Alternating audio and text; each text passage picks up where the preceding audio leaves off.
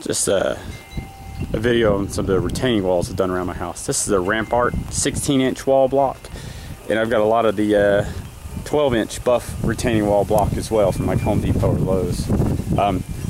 Home Depot doesn't actually sell the larger block anymore, but I do like it a little better. It's definitely more stable, doesn't move, covers a larger area faster.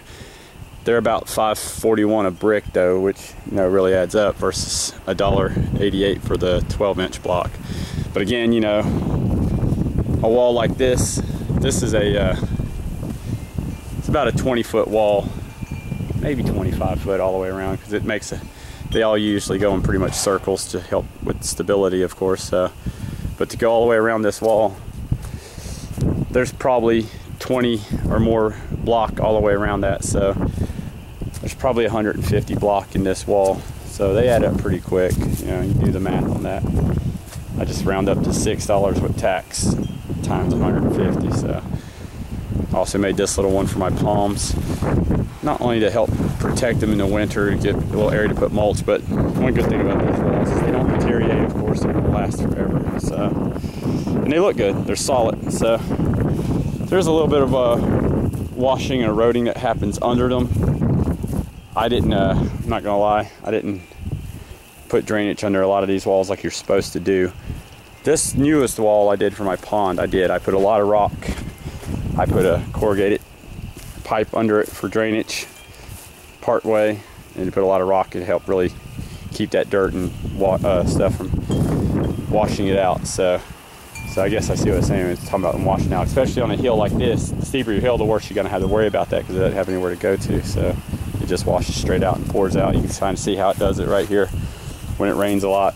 But this is the whole year. I mean, I'm not really messing with it. And there's a ton of sand here. That's one reason that you see all of this in my yard, is I put a ton of sand out here in my yard the other year. So, but great thing about these is you can do any shape you want. I mean, I did a little bullet nose design right here.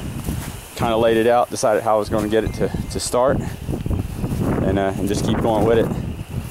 Now, as far as your brick design, they're not always going to lay, because this is how you want them. You don't want your openings lining up, of course, because that kind of messes with the stability of it. You don't want them stacked like this. You want them teetered.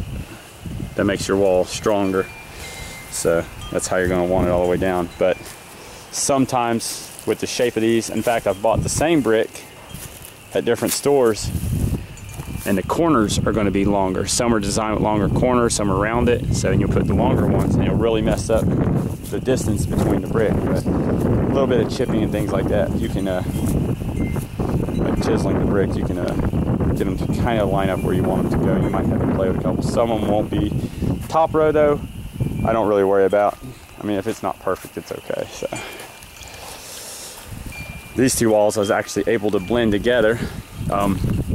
I did end up gluing this down, so I put some heavy duty adhesive on just the top row just to hold it in place. So the rest of it's just backfilled in with dirt, of course. But I actually brought these together. I put a 16-inch wall block, the Rampart 16-inch, and put it with the 12-inch buff, and then just topped it so that it all has a congruent look across the back.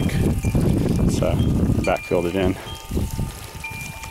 On this side I had to do a little chipping, of course. I had to split a couple of them on this side to get it to fit into this wall. So but I've put quite a few of these around, like I said, my house. I've got quite a bit of them around the house here, so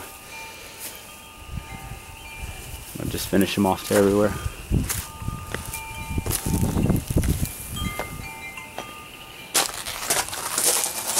Put the stone patch back here too to help with dirt and mulch, because it's all built up.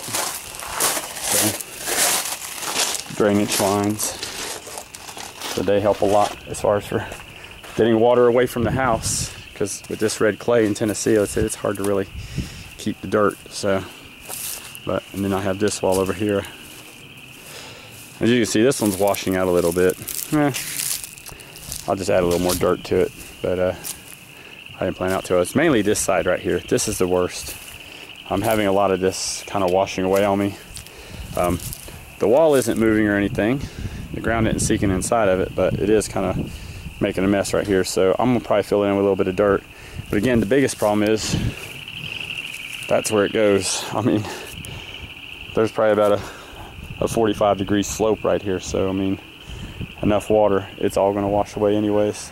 Try to get a little grass or whatever to grow into it and hold it in place. That's my biggest challenge. So, but these walls look pretty good. Like I said, I've used them everywhere just to hold everything in. So, but this is just a little garden we made, little grapevines. So, definitely does a good job of containing things and keeping it in place. So, that's it.